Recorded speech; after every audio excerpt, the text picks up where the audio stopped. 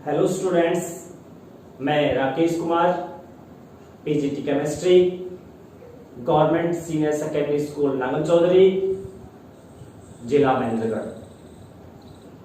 आज हम एक बहुत ही महत्वपूर्ण टॉपिक को अध्ययन करेंगे। आज का जो हमारा विषय रहेगा वो रहेगा प्रतिरोधों का संयोजन। यह टॉपिक विद्युत धारा अध्याय के अंतर्गत आता है। यह जानने से पहले कि विभिन्न प्रकार के प्रतिरोधों का संयोजन कैसे किया जाता है, यह जानना जरूरी है कि प्रतिरोध क्या होते हैं। प्रतिरोध का मतलब होता है रुकावट डालना। अगर कोई चीज चल रही है, कोई चीज बह रही है और उसमें रुकावट डाल दे, उसको बहने ना दे, बहने से रोकने की कोशिश करें, चलने से रोकने की कोशिश करें, वही कहलाता है प्रतिरोध। यहां हम प्रतिरोध को अध्ययन कर रहे हैं विद्युत धारा अध्याय के अंतर्गत। तो प्रतिरोध किसका, रुकावट किसमें? विद्युत धारा में। अर्थात जब किसी चालक तार के अंदर से विद्युत धारा को हम गुजारते हैं तो वो जो चालक तार है उस विद्युत धारा के बहने का विरोध करेगा। विद्युत धारा को उस चालक तार में से आसानी से नहीं गुजरने देगा। मान लीजिए मेरे पास यहां पर ये एक चालक तार है जिसका एक सिरा है यहां पर A और दूसरा सिरा है B। अब विद्युत धारा मैं इस A सिरे से प्रवाहित करना शुरू करता हूं और B सिरे की ओर, तो क्या होगा? तो विद्युत धारा इसमें से गुजरेगी, विद्युत धारा इसमें से गुजरने लगेगी, तो यह तार अर्थात यह चालक विद्युत धारा के बहने का विरोध करेगा। क्या करेगा? विद्युत धारा के बहने का विरोध करेगा, उसको गुजरने नहीं देगा। इस विरोध करने के गुण को, जो विद्युत धारा के प्रवाह का जो विरोध हो रहा है, उस गुण को हम प्रतिरोध कहते हैं। चलिए प्रतिरोध को समझने से पहले मैं एक छोटा सा आपको उदाहरण देता हूं। ये एक पाइप है, इस पाइप को हम नल के एक सिरे से जोड़ देते हैं। यहां पर ये नल है और नल के इसके एक सिरे से हम इसको जोड़ देते हैं। यहां पर ये नल है और मैंने क्या किया, इसको इस नल के एक सिरे से जोड़ दिया। अब जैसे ही मैं नल को शुरू करता हूं तो जल इसमें से आएगा, इसमें से प्रवाहित होना शुरू हो जाएगा जल। तो ये पाइप की जो आंतरिक सतह है वो क्या करेगी? जल को बहने से रोकेगी। अर्थात जल जो उस पाइप के अंदर से गुजर रहा है उसको रोकने का प्रयास करेगी यह पाइप। तो हम ये कहेंगे कि यहां पर पाइप जो है वो जल के प्रवाह का विरोध कर रही है, अर्थात प्रतिरोध कर रही है। यही प्रतिरोध होता है। ठीक है, चलो देखते हैं यहाँ पे कि ये एक चालक तार है और चालक तार में जैसे ही हमने यहां से विद्युत धारा गुजारी है तो ये चालक तार में से जब विद्युत धारा चलनी शुरू हो जाएगी तो ये चालक तार उस विद्युत धारा के बहने का विरोध करेगा, रोकने की कोशिश करेगा। यही उसका गुण प्रतिरोध कहलाता है। अर्थात बिल्कुल साधारण शब्दों में आप बता सकते हो कि प्रतिरोध क्या होता है। आप बताएंगे जब किसी चालक तार में से विद्युत धारा प्रवाहित होती है तो चालक तार विद्युत धारा के प्रवाह का विरोध करता है और उस विरोध करने के गुण को प्रतिरोध कहते हैं। आ गया होगा समझ में? चलिए अब हम आगे ये देखते हैं कि प्रतिरोध के कौन कौन से उदाहरण हैं, ये प्रतिरोध होता कहां है और कौन कौन सी ऐसी चीजें हैं जो विद्युत धारा के बहने का विरोध करती है। देखिए कोई भी चालक तार है, अगर वो सुचालक है, विद्युत धारा का प्रवाह कर रहा है तो वो सामान्य अवस्था में विद्युत धारा के बहने का विरोध करेगा, वही प्रतिरोध है। तो हम जितने भी धातुओं के तार ले लें, चाहे हमारे पास एल्यूमिनियम के तार हैं, चाहे हमारे पास तांबे के तार हैं, चाहे हमारे पास सोने के चांदी के तार हैं, सभी के सभी विद्युत धारा के बहने का विरोध करेंगे। तो आइए जरा हम प्रतिरोध की परिभाषा देख लेते हैं कि प्रतिरोध क्या होता है। देखिए, किसी चालक तार द्वारा विद्युत धारा के बहने का विरोध करने के गुण को हम प्रतिरोध कहते हैं। देखिए, इस परिभाषा के बाद अब आपके मन में एक प्रश्न आ रहा होगा कि ये प्रतिरोध कहां होते हैं जिनमें विद्युत धारा के बहने का विरोध किया जाता है। तो ये जो प्रतिरोध है ये खुद हमारे घर में ही मौजूद है। हमारे घर के अंदर बल्ब होता है, टीवी होता है, फ्रिज होता है, कूलर होता है, एसी होता है, बहुत सारे उपकरण होते हैं। ये सारे के सारे उपकरण किससे बने हुए, इनमें क्या उपयोग होता है? इनमें विभिन्न प्रकार के चालक तार उपयोग होते हैं। चालक तार अर्थात वही कि जब तार में से अर्थात चालक में से विद्युत धारा गुजरती है तो उसका विरोध करता है, तो इनमें तारों का उपयोग हो रहा है सभी के अंदर। तो ये भी क्या करेंगे, विद्युत धारा के बहने का विरोध करेंगे। तो सारे के सारे क्या है, प्रतिरोध है। आइए हम इसका एक उदाहरण लेते हैं।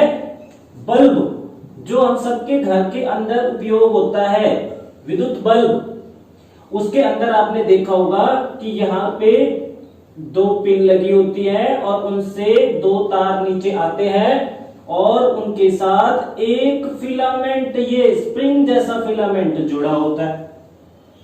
इसको हम बोलते हैं बल्ब का तंतु।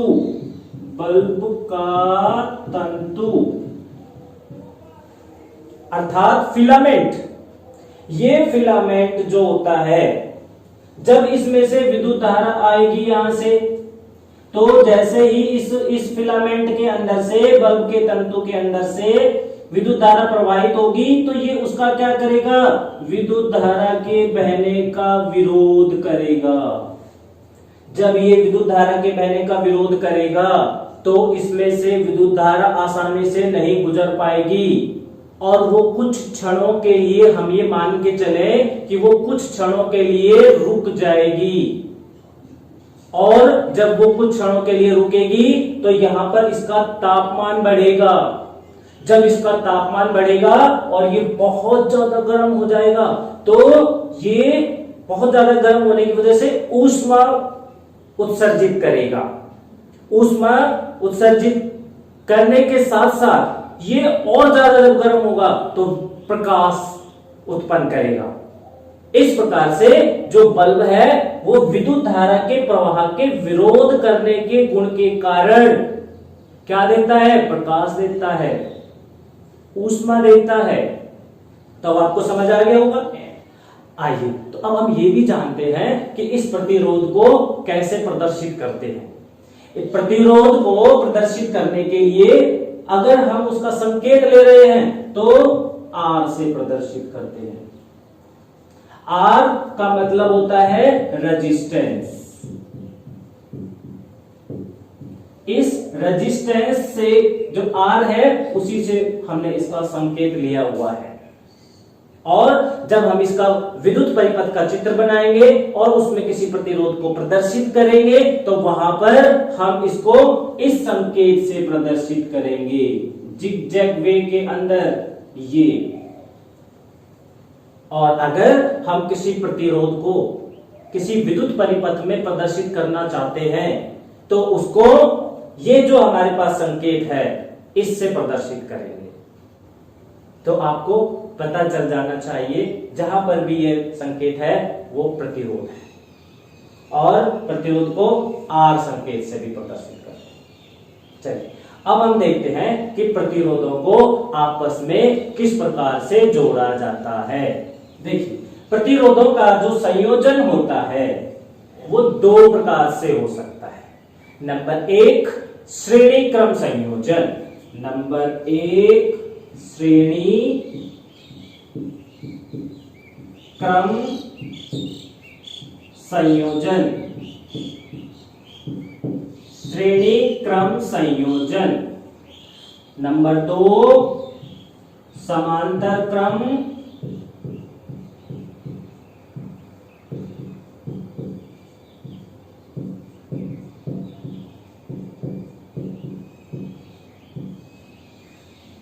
तो प्रतिरोधों का संयोजन दो प्रकार से होता है। नंबर 1 श्रेणी क्रम संयोजन, नंबर 2 समांतर क्रम संयोजन। तो आइए सबसे पहले हम अध्ययन करते हैं कि श्रेणी क्रम संयोजन क्या होता है और इसमें प्रतिरोधों को किस प्रकार से जोड़ा जाता है। श्रेणी क्रम संयोजन में मान लीजिए ये हमारे पास प्रतिरोध है पहला, जिसको हम यहाँ पे प्रदर्शित कर रहे हैं R1 से। एक और प्रतिरोध है हमारे पास यहाँ पे दूसरा, जिसको हम यहाँ पे प्रदर्शित कर रहे हैं R2 से। एक और ले लेते हैं, एक और प्रतिरोध है हमारे पास यहाँ पर, जिसको हमने यहाँ पे प्रदर्शित किया है R3 से। हर प्रतिरोध के दो सिरे होते हैं। ये पहला सिरा है, पहला सिरा ये वाला, और ये हमारे पास इसका दूसरा सिरा है, दूसरा सिरा। अब ये जो प्रतिरोध है, ये प्रतिरोध हमारे घर में जैसे बल्ब भी हो सकते हैं। 3 बल्ब है, मान लीजिए ये पहला बल्ब, ये दूसरा बल्ब, ये तीसरा बल्ब, तो बल्ब भी हो सकते हैं। और वो इसके अलावा पंखे भी हो सकते हैं। कोई भी उपकरण प्रतिरोध का काम करता है। तो ये यहाँ पर हमारे पास हमने माना कि 3 प्रतिरोध है। अब इन तीनों प्रतिरोधों को हम श्रेणी क्रम संयोजन में किस प्रकार व्यवस्थित करेंगे देखते हैं। थोड़ा सा ध्यान दीजिए आप कि जब हम इनको श्रेणी क्रम में जोड़ेंगे, तो ये मैं पहला प्रतिरोध है, मैं इसको यहाँ पे ले रहा हूं, आप ध्यान से देखिए। ये पहला प्रतिरोध हो गया R1। तो पहले प्रतिरोध का ये पहला सिरा है, ये दूसरा सिरा है। अब जब मैं अगर श्रेणी क्रम में इसको जोड़ना चाहता हूं किसी दूसरे प्रतिरोध को इसके साथ, तो मुझे क्या करना पड़ेगा, दूसरा प्रतिरोध लेना पड़ेगा। उसका जो पहला सिरा है उसको पहले प्रतिरोध के दूसरे सिरे से इससे जोड़ देंगे। यहां पे ये जोड़ दिया, ये देखिए, तो ये हमारे पास यहां पे दूसरा प्रतिरोध जोड़ दिया गया है, संयोजित कर दिया गया है यहां पर। इसी प्रकार से हमारे पास तीसरा प्रतिरोध है। अब हम तीसरे प्रतिरोध को भी क्या करते हैं, तीसरे प्रतिरोध का पहला सिरा दूसरे प्रतिरोध के अंतिम सिरे से जोड़ देते हैं। ये देखिए, ये जोड़ दिया मैंने यहाँ पे। ये मेरे पास है तीसरा प्रतिरोध। बस हो गया श्रेणी क्रम संयोजन। अगर आपके पास 2 प्रतिरोध हैं, तो आप पहले प्रतिरोध का अंतिम सिरा दूसरे प्रतिरोध के पहले सिरे से जोड़ देंगे। और अगर आपके पास 3 प्रतिरोध हैं, तो आप क्या करेंगे, आप 3 प्रतिरोध हैं तो इस तरीके से जोड़ देंगे। अर्थात कैसे जोड़ देंगे कि पहले प्रतिरोध का अंतिम सिरा दूसरे प्रतिरोध के पहले सिरे से जुड़ेगा और दूसरे प्रतिरोध का अंतिम सिरा तीसरे प्रतिरोध के पहले सिरे से जुड़ेगा। इस प्रकार का संयोजन श्रेणी क्रम संयोजन कहलाता है। तो इसकी परिभाषा अगर आपसे पूछी जाए कि श्रेणी क्रम संयोजन क्या होता है, तो आपका जवाब क्या रहेगा, यदि पहले प्रतिरोध का अंतिम सिरा दूसरे प्रतिरोध के पहले सिरे से और दूसरे प्रतिरोध का अंतिम सिरा तीसरे प्रतिरोध के पहले सिरे से। और इसी प्रकार से अगर हम विभिन्न प्रकार के प्रतिरोधों को जोड़ते चले जाएं, तो वह क्रम कौन सा क्रम होगा, श्रेणी क्रम। संयोजन कैसा है, श्रेणी क्रम संयोजन। आगे होगा समझ में। अब मैं जरा एक बल्ब को जोड़ के दिखाता हूं आपको। मेरे पास 3 बल्ब है। ये यहां पे पहला बल्ब है, ये देखिए मैंने पहला बल्ब जोड़ दिया। ये मेरे पास दूसरा बल्ब है, मैंने दूसरा बल्ब जोड़ दिया। ये मेरे पास तीसरा बल्ब है, मैंने तीसरा बल्ब भी जोड़ दिया। तो 3 बल्ब जोड़ दिए मैंने यहां पे। कौन सा क्रम, श्रेणी क्रम। देखिए ये श्रेणी क्रम है। यहां पर इस बल्ब का जो पहला सिरा है वो विद्युत धारा के स्रोत से जुड़ा हुआ है, पर इस बल्ब का जो दूसरा सिरा है वो वो जो दूसरा सिरा है, जिसको हम अंतिम सिरा कह रहे हैं, वो दूसरे बल्ब के पहले सिरे से जुड़ा हुआ है, और दूसरे बल्ब का जो अंतिम सिरा है ये तीसरे बल्ब के पहले सिरे से जुड़ा हुआ है। और फिर इसको अंत में हम विद्युत धारा के स्रोत से जोड़ देंगे, अर्थात स्विच से जोड़ देंगे। चलिए, तो यहां पर हमने देखा कि बल्ब जो है उनको किस प्रकार से श्रेणी क्रम में जोड़ा जा सकता है। क्या आपने ऐसा कहीं देखा है? अवश्य देखा है। कहां? आपने देखा होगा कि जो हम त्योहार मनाते हैं अपने घरों के अंदर विभिन्न प्रकार की सजावट करने के लिए, उसमें हम लड़ियों का भी इस्तेमाल करते हैं। जब वो लड़ियां जगमगाती हैं तो बहुत सुंदर लगती हैं। उन लड़ियों के अंदर छोटे छोटे बल्ब होते हैं, उन बल्बों को कुछ इसी प्रकार से जोड़ा जाता है। याद आया आपको? किस प्रकार से जोड़ते हैं? इसी प्रकार से जोड़ते हैं। एक बल्ब का अंतिम सिरा दूसरे बल्ब के पहले सिरे से, दूसरे बल्ब का अंतिम सिरा तीसरे बल्ब के पहले सिरे से। तो जो सजावट करने के लिए लड़ियां इस्तेमाल करते हैं, सारे के सारे बल्ब उसमें श्रेणी क्रम में जुड़े होते हैं। याद आ गया श्रेणी क्रम संयोजन कहां होता है? चलिए, अब हम इसमें बात करते हैं कि यदि हमारे पास विभिन्न प्रकार के जो प्रतिरोध हैं वो श्रेणी क्रम में जोड़ दिए गए हैं, तो कुल प्रतिरोध क्या हो जाएगा? ये जानने से पहले आइए हम इसका क्या करते हैं, इसका विद्युत परिपथ पूरा कर देते हैं। तो इसको मैं यहाँ पे जोड़ देता हूं एक बैटरी से, और एक स्विच यहाँ पे लगा देता हूं। ये देखिए, ये इसका पॉजिटिव टर्मिनल है, ये इसका नेगेटिव टर्मिनल है, और मैंने स्विच लगा दिया है। ये स्विच है, ये बैटरी है, और जैसे ही हम स्विच को ऑन करते हैं तो बैटरी के अंदर से विद्युत धारा जो है वो गुजरने लगती है। मान लिया हमने इसमें विद्युत धारा आई, वो प्रवाहित हो रही है, और माना हमने इसके अंदर ये जो बैटरी जोड़ी है उसका विभवांतर V वोल्ट है।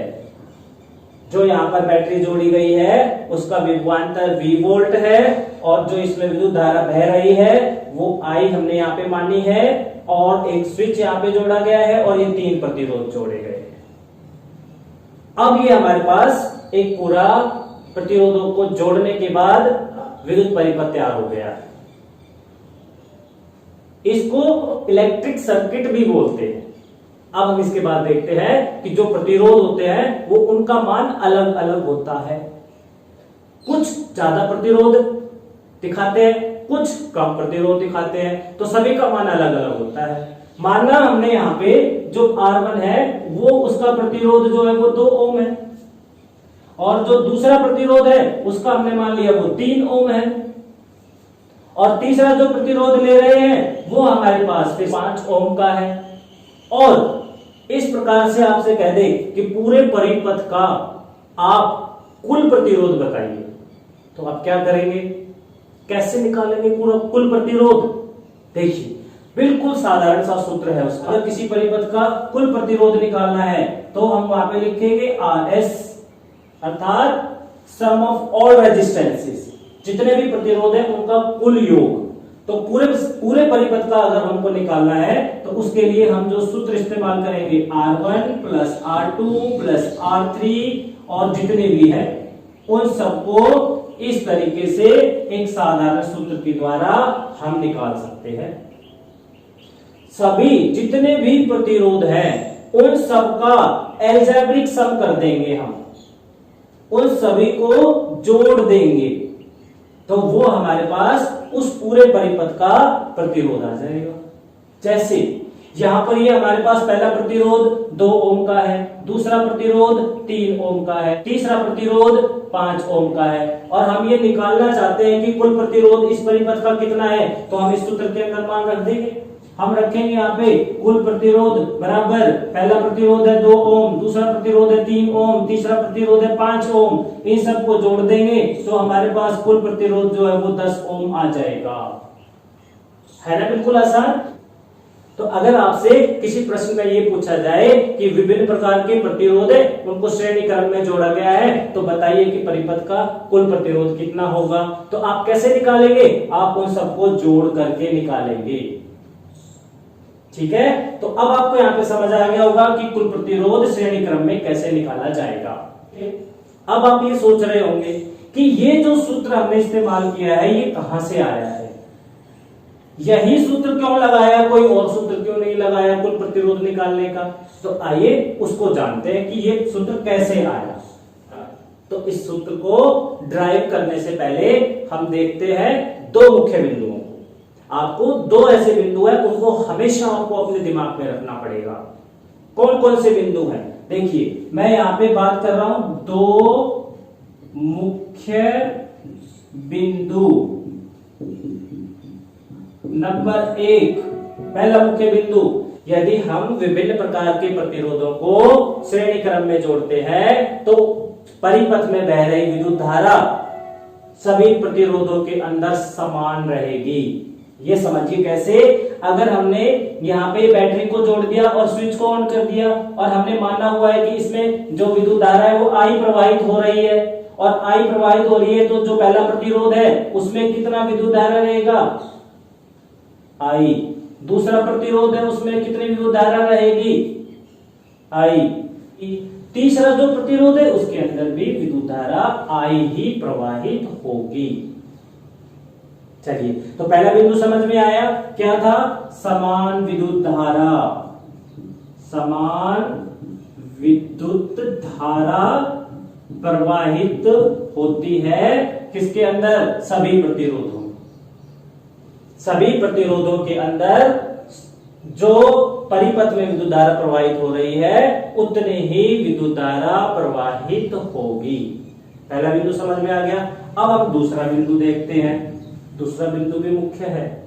जब हम प्रतिरोधों को श्रेणी क्रम में जोड़ देते हैं तो हरेक प्रतिरोध का जो विभवांतर होता है अर्थात वोल्टेज होती है वो अलग अलग होती है। अर्थात इस पहले प्रतिरोध का विभवांतर V1 अगर हम मान ले तो दूसरे प्रतिरोध का विभवांतर V2 रहेगा और तीसरे प्रतिरोध का विभवांतर V3 रहेगा। देखिए परिपथ में जो बैटरी जोड़ रखी है उसका विभवांतर है V और पहले प्रतिरोध का विभवांतर हो गया V1 अर्थात इससे अलग हो गया और इससे भी अलग हो जाएगा दूसरे प्रतिरोध का जो विभवांतर है V2 और तीसरे प्रतिरोध का विभवांतर उससे अलग होगा। अर्थात यदि हम एक से ज्यादा प्रतिरोधों को श्रेणी क्रम में जोड़ते हैं तो उन सब में प्रतिरोधों की जो विभवांतर होगी वो अलग अलग होगी। तो मैं यहां पे लिख भी देता हूं कि विभिन्न प्रतिरोधों का विभवांतर भिन्न भिन्न होगा।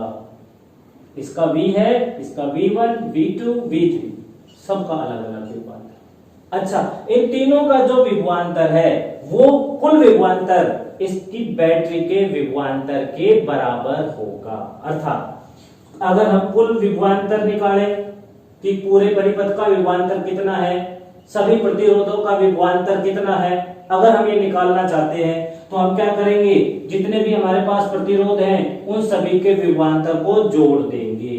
V1 plus V2 plus V3, ये हमारे पास इन सभी का विभवांतर का जोड़ किसके बराबर, बैटरी के विभवांतर के बराबर।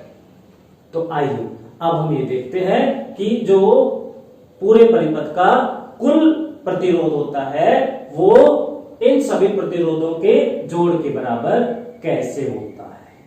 चलिए देखें। तो इसके लिए हम क्या करते हैं, यहां पर हमारे पास सबसे पहले एक विद्युत परिपथ है, इससे आप परिचित हो चुके हैं। इसके अंदर बैटरी की जो वोल्टेज है V है, पहला प्रतिरोध R1 है, दूसरा प्रतिरोध R2 है, तीसरा प्रतिरोध R3 है। और अब हम ये देखते हैं कि इस पूरे परिपथ का जो प्रतिरोध है वो कुल प्रतिरोध ये कैसे आता है। चलिए, तो हमने ओम का नियम पढ़ा है। देखिए ओम के नियम अनुसार, ओम के नियम अनुसार हमने क्या पढ़ा है कि R बराबर V बटे I होता है। R बराबर V बटे I। अब हम जरा इस परिपथ की ओर आते हैं। परिपथ में V V1 V2 V3 के रूप में है, I के रूप में ही है।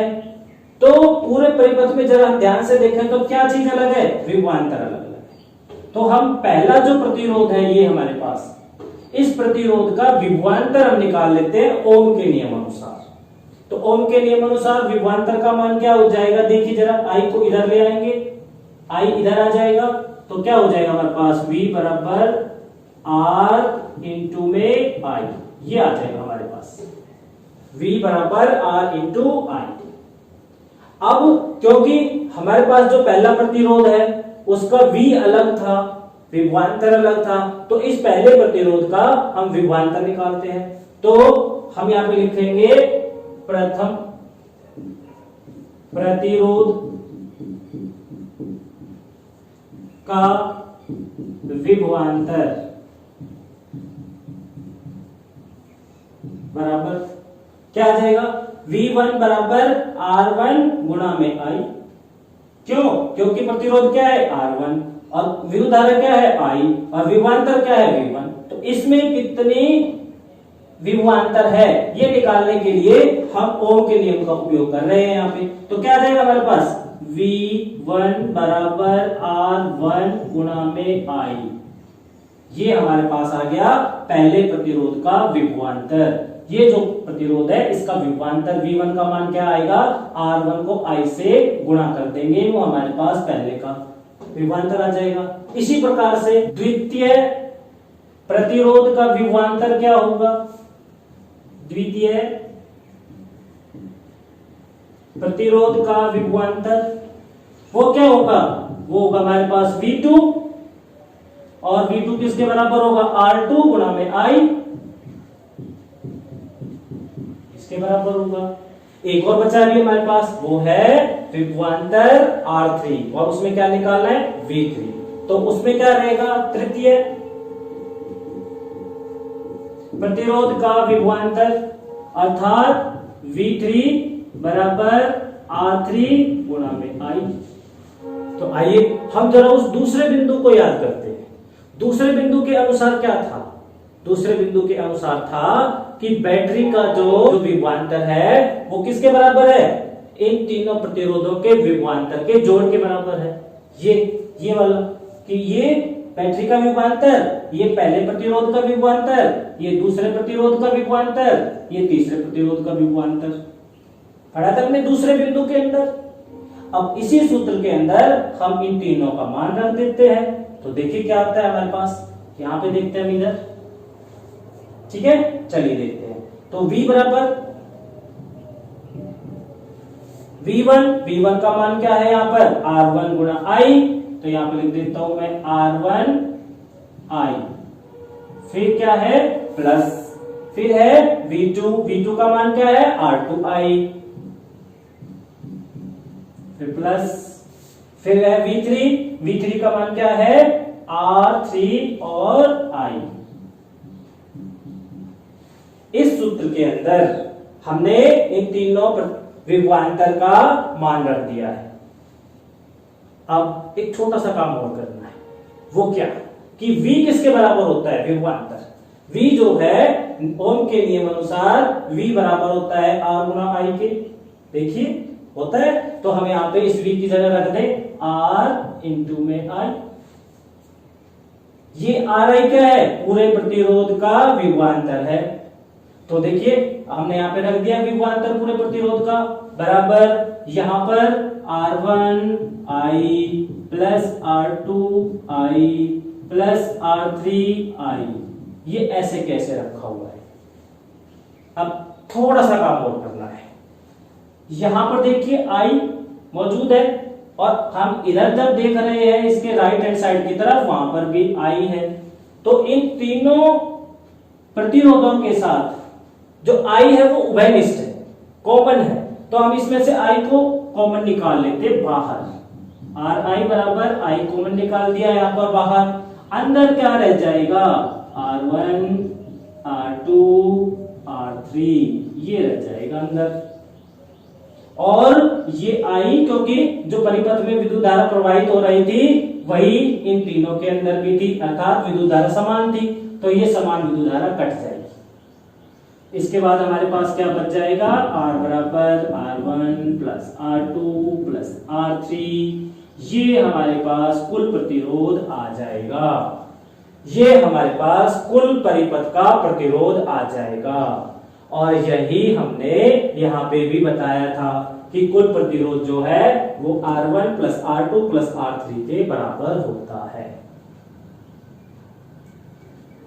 समझ आ गया होगा अब आपको कि यदि श्रेणी क्रम में प्रतिरोधों को जोड़ा जाता है तो कुल प्रतिरोध निकालने के लिए हम उन सभी प्रतिरोधों के मान को जोड़ देते हैं।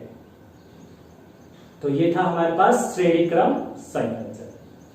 चलिए अब हम बढ़ते हैं इससे अगला, समांतर क्रम संयोजन। समांतर क्रम में देखें क्या होता है। समांतर क्रम में ये हमारे पास पहला प्रतिरोध है R1, ये हमारे पास दूसरा प्रतिरोध है R2, और ये हमारे पास तीसरा प्रतिरोध है R3। तो 3 प्रतिरोध हमारे पास मौजूद है। अगर हम इसको समांतर क्रम में जोड़ते हैं, समांतर क्रम को हम पैरेलल कॉम्बिनेशन भी बोलते हैं, पैरेलल कॉम्बिनेशन। पैरेलल कॉम्बिनेशन में प्रतिरोधों को किस प्रकार से जोड़ा जाता है, पहले हम ये देखते हैं। यहां पर मैंने 3 प्रतिरोध लिए हुए हैं, पहला प्रतिरोध R1, दूसरा प्रतिरोध R2 और तीसरा प्रतिरोध R3। अब इन तीनों प्रतिरोधों को यदि मुझे समांतर क्रम में जोड़ना है तो कैसे जोड़ा जाएगा। देखिए, सभी जितने भी प्रतिरोध हैं उनका पहला सिरा है, उनको एक उभयनिष्ठ बिंदु से जोड़ा जाएगा, और सभी प्रतिरोधों का जो अंतिम सिरा है उन सबको भी एक उभयनिष्ठ बिंदु से जोड़ा जाएगा। बस यही होता है समांतर क्रम संयोजन। अगर आपसे पूछा जाए समांतर क्रम संयोजन क्या है तो आपको पता है क्या जवाब होना चाहिए। तो आपका जवाब होना चाहिए कि समांतर क्रम संयोजन वह संयोजन है जिसमें सभी प्रतिरोधों का पहला सिरा एक उभयनिष्ठ बिंदु से जोड़ते हैं और अंतिम सिरा किसी अन्य दूसरे उभयनिष्ठ बिंदु से जोड़ते हैं।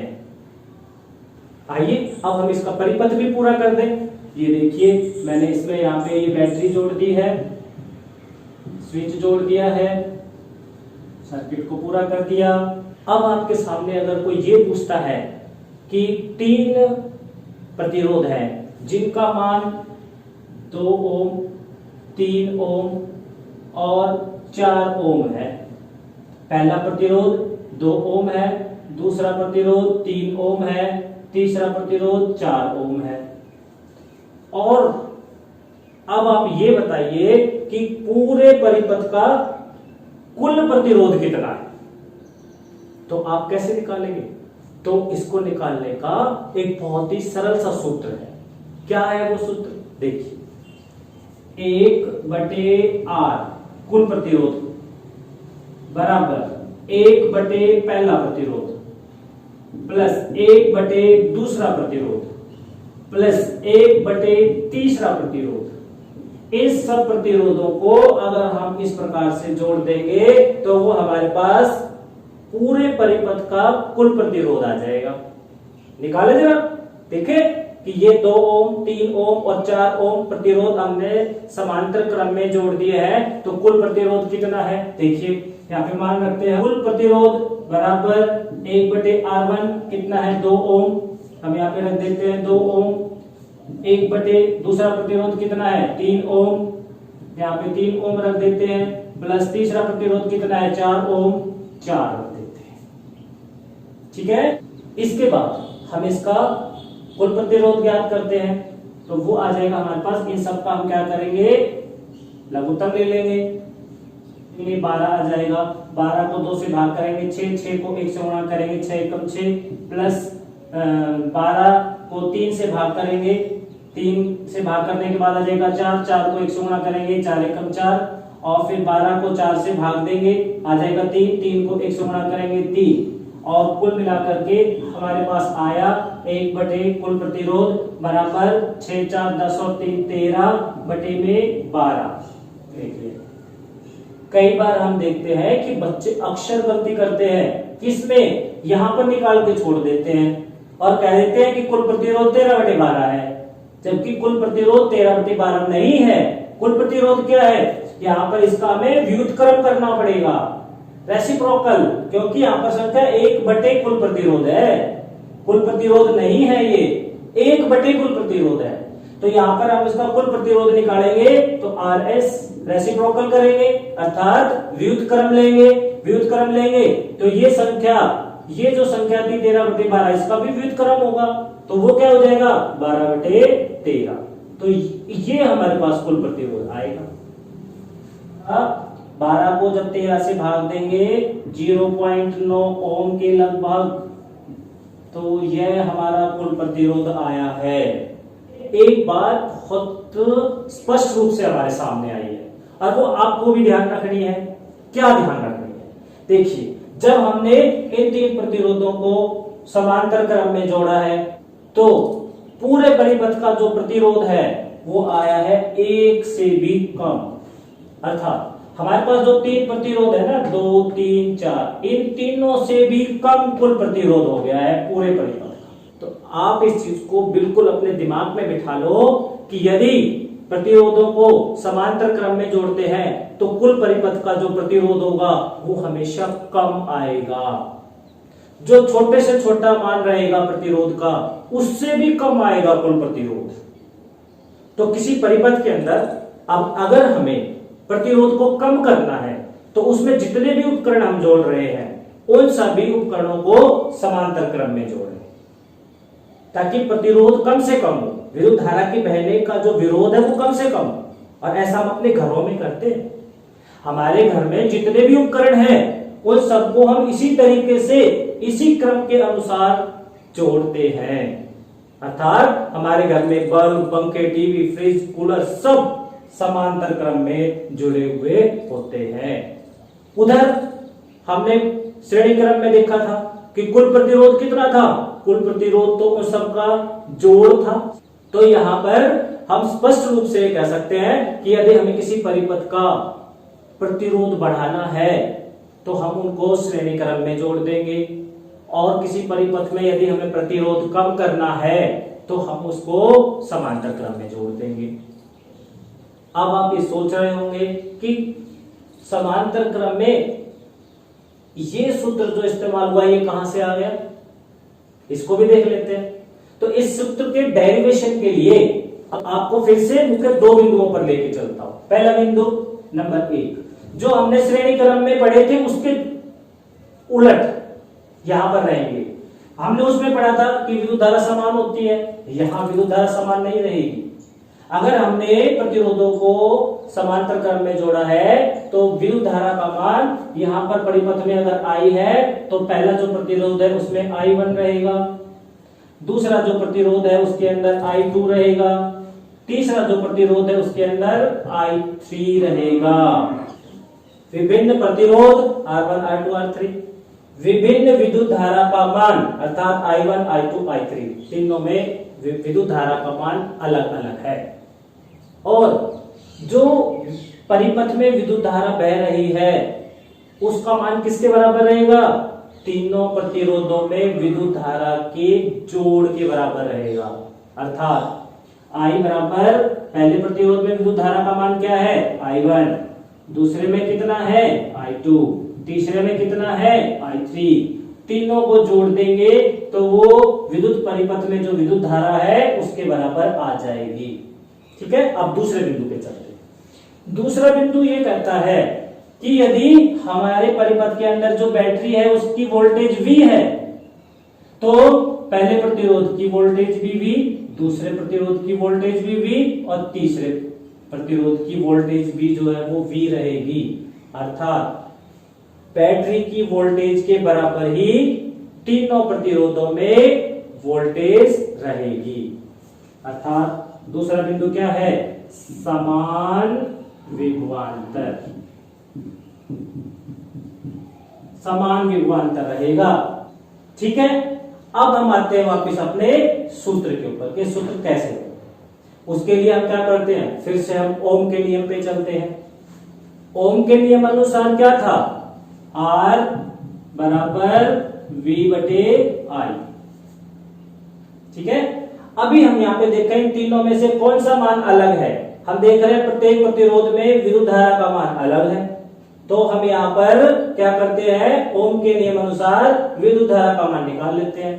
तो क्या बन जाएगा विद्युत धारा का मान, तो विद्युत धारा का मान होगा I इधर आ जाएगा और R इधर आ जाएगा, तो V बटे में R, ये हमारे पास I का मान आ जाएगा। ये हमारे पास विद्युत धारा, पूरे परिपथ की विद्युत धारा का मान आ जाएगा, I बराबर V बटे R। अब हम देखते हैं कि जो पहला प्रतिरोध है उसमें विद्युत धारा का मान कितना है, देखते हैं। तो ओम के नियम अनुसार पहले प्रतिरोध में विद्युत धारा का मान V बटे R1 रहेगा।